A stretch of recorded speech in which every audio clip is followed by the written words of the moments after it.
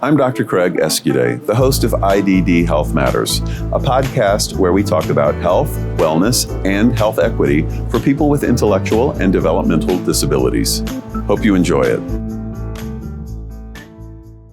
Hello, and welcome to this episode of IDD Health Matters. I have a great guest today, Sheli Reynolds. Welcome, Sheli. Thank you. I'm excited to be here. So, Sheli, let's talk about what you do in the field of supports and services for people with intellectual and developmental disabilities. Okay, so I'm going to tell a little backdrop to that story before I get started. So I actually work at a university center on excellence in developmental disabilities. I've been there for 26 years. I actually started working there when I was getting my master's in occupational therapy and stumbled upon this place because I have a brother with a developmental disability who is now in his 40s, and at the time he was in high school, and there were all kinds of issues happening, and the supports weren't there that he needed, and so it's all too common of a story, isn't it? Very common of a story. So asked around, and somebody said, "Oh, there's this place called, University of Missouri, Kansas City is a USED, and go talk to them. They might be able to help you." And so I went over there and talked to them and started working there. And so the work that I do has really kind of evolved, and it's, I always tell people, it's super hard to explain, but I really focus on person and family-centered changes at the policy level, at organizational change level, and really professional development. But most importantly, how are we actually helping individuals and their families have a voice? So that's a really non-concrete answer, but what I do. Well, let's make it more concrete. Yeah. So what does it look like? Like, is there something you've recently been working on? Yeah, that you can talk about? Over the last 12 years, so one of the projects in my portfolio is we have a Missouri Family Resource Center. And it's been around for about 30 years. And so it's the place families call when they have questions across the entire lifespan. And really started out working with a lot of stakeholders to say, what do you wish you knew as a parent throughout the different stages of your child's life? And we started to ask that question because as a researcher who's developing like training and education, we were like, what do we need to know? What do people need to know? And so in a way, we were doing it as a needs assessment. Well, that information then turned into, wow, this is actually a really helpful tool. We started to organize it by life domains and life stages and continued the conversation. At the same time, we partnered with NASDs, the National Association for State Directors for Developmental Disability Services. We're actually at one of those conferences now. Yep. On what's called the National Community Practice on Supporting Families, and started working in 6 states. And started to, we needed some driving principles. And so we created principles that would really drive our work and bring together person and family-centered supports.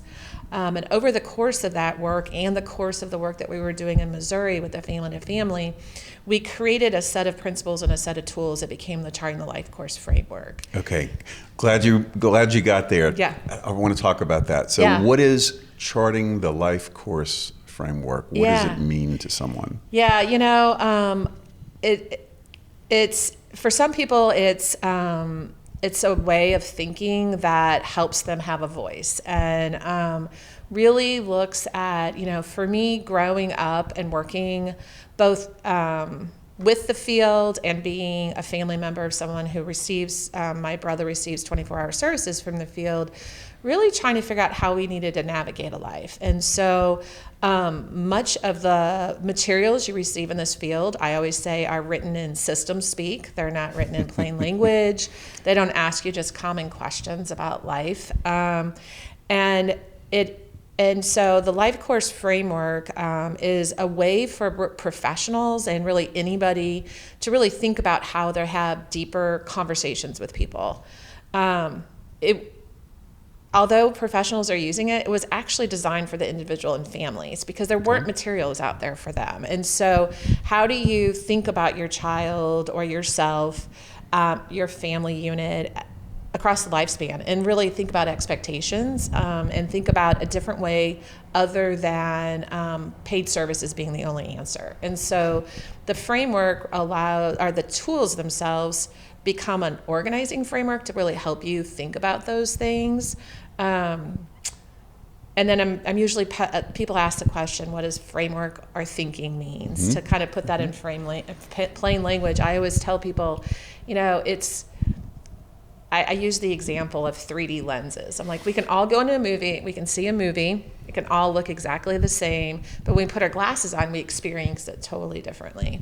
And I think for so long in our field, people have had such low expectations for people with disabilities, or when you sit down to either plan or problem solve with them, you almost set a different bar or criteria for them. And the LifeCourse framework really gives you sort of 6 or 7 principles that really help you go, how am I thinking about that person in the context of their family? How am I thinking about all the types of supports to serve and support them? So that's the work that we do. So for somebody to, let's say, be involved with a Charting the LifeCourse process, how does it work, like for that family or for that person? Like, how does it start?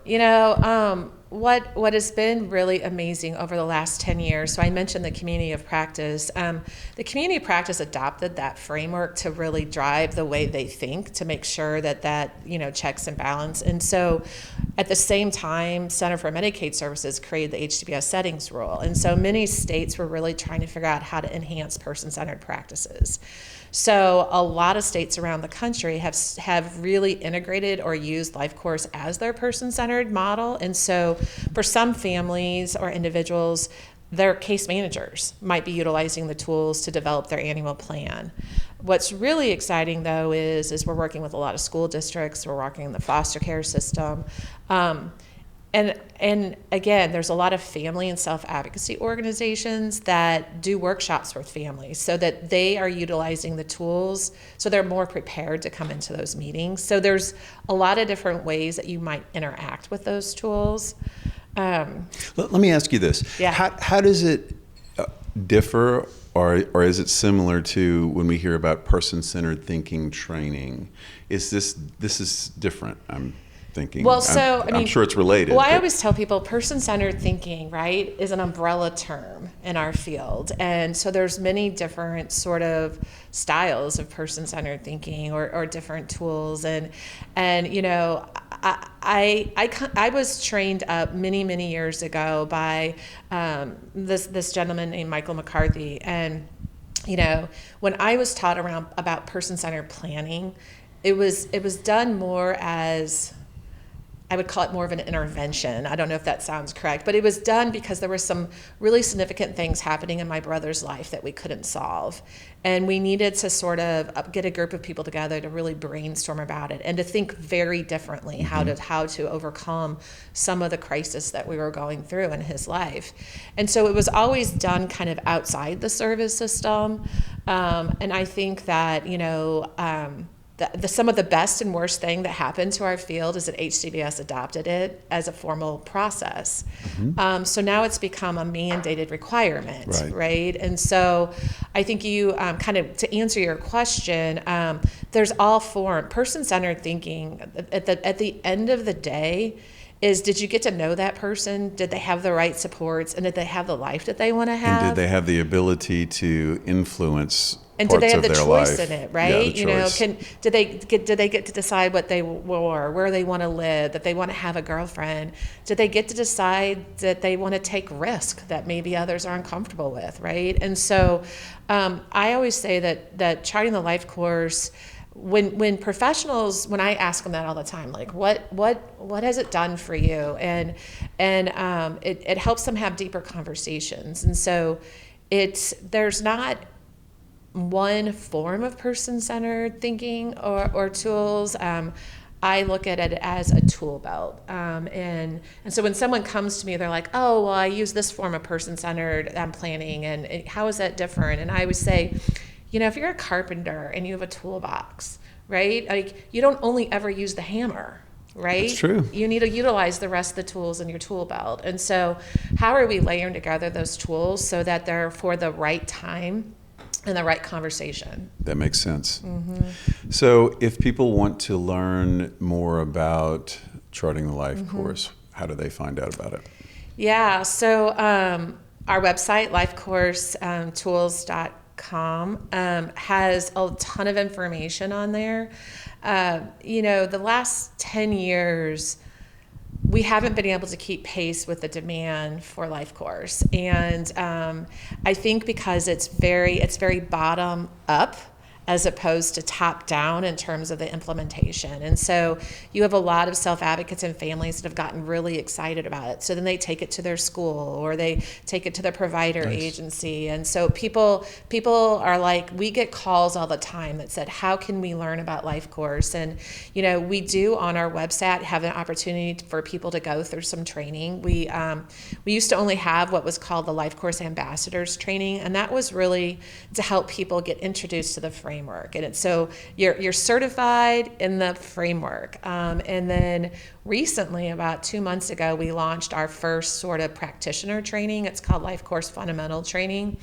And it's a training for people to kind of begin learning about it, or ambassadors that need a refresher. It's a great training for that. Yeah. But the thing about LifeCourse is it's super intuitive on the surface, which actually creates a lot of complexity, because the more you use it, the more ways that you can use it. But there are people all over the country who are using it in different ways. And so a lot of times people will contact us and we'll let them know in their states, like, here's a family organization you want to reach out to, or this is what's happening because this state's a part of a community of practice, or they've adopted it and they're doing some sort of training. I'm Dr. Craig Esquire, President of Intellectability. State developmental disability agencies, managed care organizations, and providers across the United States use Intellectability's health risk screening tool, e-learn courses, and person-centered training to improve health equity for people with IDD. Visit replacingrisks.com to learn more about how you can employ these tools with people you support.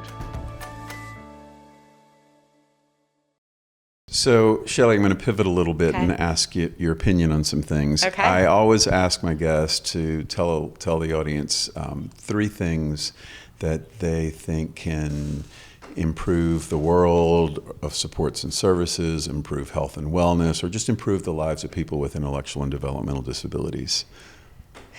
Sort of all of the training that we've been doing around LifeCourse,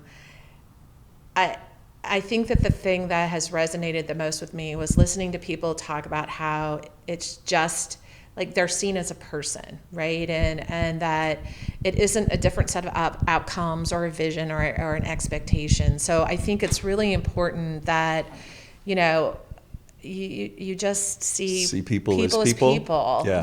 I just think that that's really important. And, I know that this is around health a little bit too. And there's so many times that specifically related to health that I remember, taking Eric to different appointments, my little brother, and it was like the healthcare professionals are so focused on his diagnosis. Mm-hmm. Well, we're kind of over the diagnosis, right? Like, we're focused on whatever presenting issue. He has a cold. He has, he might need a cancer screening or whatever. And it's almost like some of those preventative, just sort of other health issues are often overlooked because they're perseverating on that. I couldn't agree with you more on that one. Yeah. The other thing that I always tell people is that the first couple of years I started working in the field, I was honored and humbled to be able to support our self-advocacy organization for 8 years and kind of support them in our state and statewide and then nationally. And I tell every professional, if you haven't been to a self-advocacy conference, you actually have not had professional development in our field.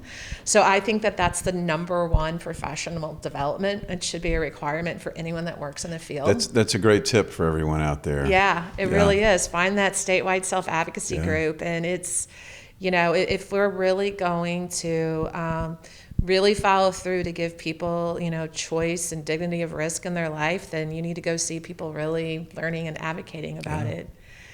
The last thing I always tell people is, oftentimes, as a family, people look and they want to try to fix your family or help you or think that, or feel sorry for you because you have this family member with a disability. And, we don't need you to do that, right? Like we need your help at times. We definitely need support at times, but, we really just meet us where we're at and support us and then help all the family members have a good life. So that would be my... I love that. Those are three great things for us to ponder for sure. Yeah. So one more time, if people want to learn about LifeCourse, what was the website? Yeah, it's lifecoursetools.com. Great. Sheli, thank you so much for joining me today, and I thank you. More importantly, thank you for the incredible work that you're doing in this field. Thanks for having me. I appreciate this conversation. The IDD Health Matters podcast is a production of Intellectability. Learn more about our health risk reduction tools and training for supporters of people with IDD by visiting replacingrisk.com.